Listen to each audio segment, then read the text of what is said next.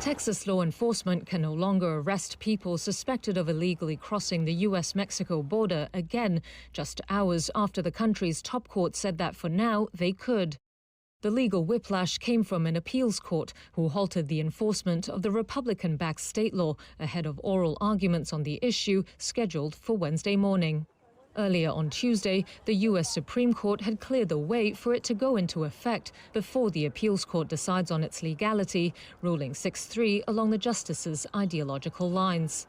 The judicial back and forth began last December, shortly after Republican Texas Governor Greg Abbott signed the contentious measure to criminalize unauthorized border crossings into law.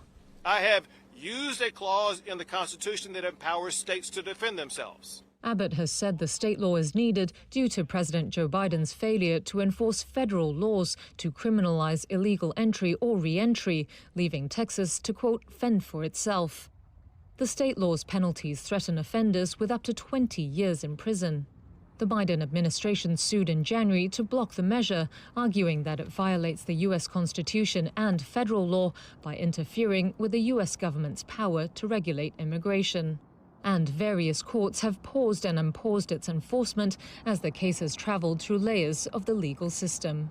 Biden's approach to the record numbers of migrants crossing the U.S.-Mexico border has drawn sharp criticism from Republicans. However, in February, it was Republicans who scuttled a bipartisan Senate deal that would have bolstered border security and tightened immigration laws after Donald Trump pushed members of his party to reject it.